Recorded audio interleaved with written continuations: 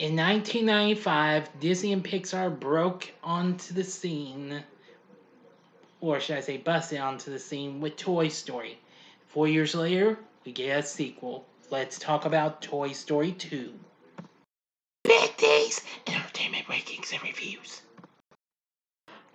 So, greetings, my fellow YouTubers, and welcome to Big D's Entertainment Rankings and Reviews. My name's Joel, better known to you as the Big D, and this time around I bring to you a re-review of the 1999 computer animated sequel Toy Story 2, released by Disney for Pixar, the second installment of the franchise, released 4 years after the original, and once again directed by John Lasseter, and bringing back the voices of Tom Hanks, Tim Allen, Don Rickles, Wallace Shawn, John Ratzenberger, Annie Potts, Arlie Ermey, John Morris, Laurie Metcalf, and Jim Varney in one of his last performances before he passed away the following year. Plus, we got new members to the group, including Joan Cusack, Kelsey Grammer, Estelle Harris, Wayne Knight, and Jodi Benson. Now, Disney envisioned this as a direct-to-video sequel, but however, studios were working on A Bug's Life. So, they decided to make it big and what have you, and apparently it became another big hit at the box office. Now, before I go into the review, if you click on that card, if you haven't seen my re-review of the original Toy Story, before I get into the story.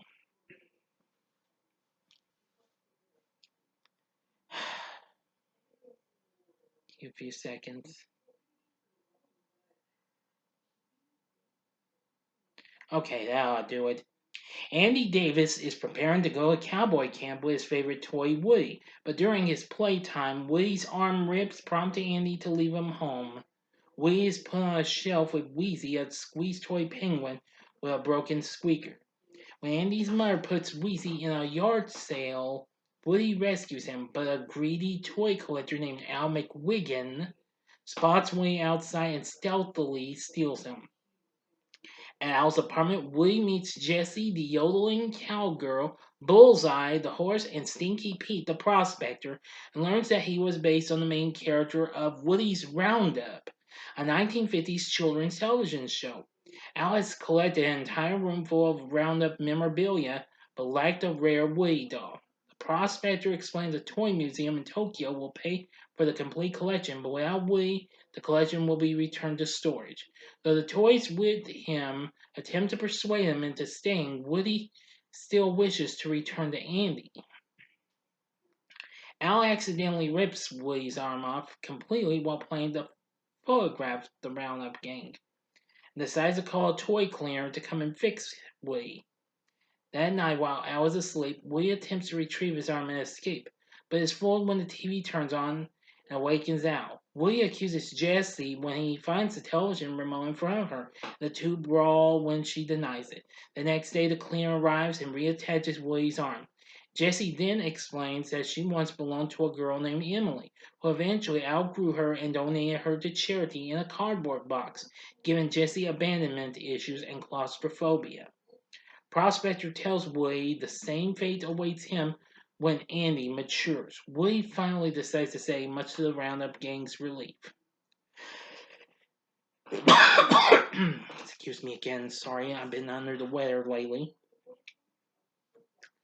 Meanwhile, Buzz Lightyear, along with Ham, Mr. Potato Head, Slinky Dog, and Rex, arrive at Al's toy barn in search of Woody. While separated from the others, Buzz is imprisoned in a cardboard rocket by a utility belt Buzz Lightyear action figure who believes Buzz is a rogue space ranger.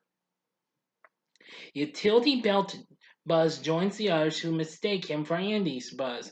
After discovering Al's plan, they enter his apartment building through an elevator shaft.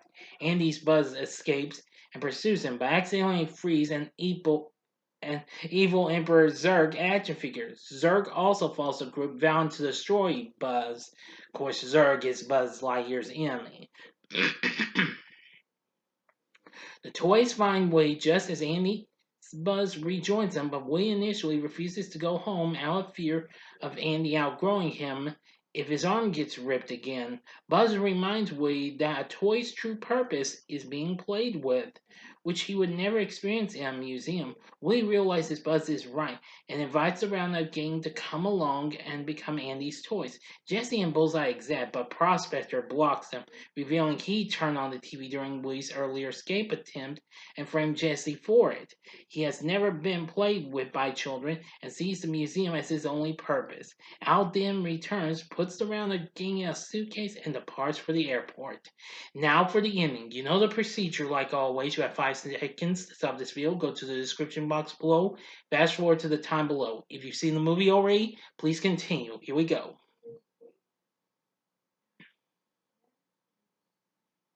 Okay, you've been warned. Andy's toys pursue Al, but Zurg catches him in the elevator shaft, confronts Utility Belt Buzz, and reveals himself to be Buzz's father. Rex inadvertently knocks Zurg down the shaft with his tail. Utility Belt Buzz reconciles and stays with Zurg, who survived the fall, while Andy's toys, accompanied by 3 alien toys, steal a Pizza Planet delivery truck and follow Al to the airport. There they use a pet carrier to sneak into the baggage handling system and find Al's suitcase. In the ensuing struggle, Prospector tears Woody's arm, but Andy's toys subdue Prospector and place him in a little girl's backpack. They free Bullseye, but Jesse ends up on the plane bound for Japan. Aided by Buzz and Bullseye, Woody enters the plane and frees Jesse. They escape the plane during takeoff and return home in a baggage carrier. Andy returns home from camp to find Woody, Buzz, Jesse, Bullseye, and the aliens among his other toys, and believes his mother bought them for him. He repairs Woody's arm and Wheezy's squeaker, while Al mourns the loss of his potential fortune in Al's toy barn after failing to sell the Roundup gang to the museum. No longer worried about Andy growing up, Woody tells Buzz that no matter what happens, he and Buzz will be friends for infinity and beyond. End of story. So, what did I think of Toy Story 2? Well, I like this a little more than the first one. Don't get me wrong, I like them both. Considering that this guy is at 100% rating on the tomato meter as well, just like its predecessor. Anyway, this film would go on to be a big success for Disney and Pixar. It went on to make almost 500 million at the box office. Considering they had kind of close to an okay success of their previous film, A Bug's Life, which came out the previous year. It went on to become the third highest grossing film of '99 behind Star Wars Episode 1, The Phantom Menace, and The Sixth Sense. The music was once again done by Randy Newman, and we get to, hear some more music and what have you. And we get to hear 2 songs from particular artists. When She Loved Me, performed by Canadian singer Sarah McLachlan, and the Woody's Roundup theme song, performed by the band Riders in the Sky. Now, of course, they also reused You've Got a Friend in Me, the song from the first film. It was sung at 2 different points during the film by Tom Hanks, who once again voices Woody, and Robert Goulet, who provides the singing voice of Wheezy. Anyway,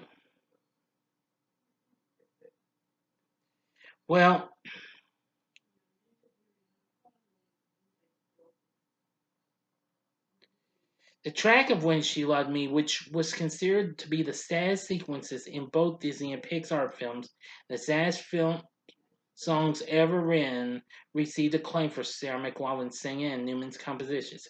The song was nominated for an Academy Award for Best Original Song, but unfortunately it went to You'll Be in My Heart by Phil Collins from another Disney film, that was Tarzan. There'd also be a video game to this called Toy Story 2 Buzz Lightyear to the Rescue, which was released on all gaming platforms and PC, done by Activision along with Disney Interactive. Anyway, this was so good. I enjoyed it. It has gone through multiple home media releases and the theatrical 3D re-release in 2009 as part of a double feature with the first film, a decade after its initial release.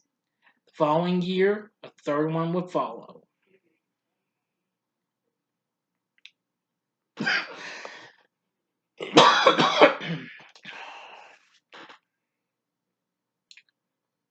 Yes, I was really impressed with it.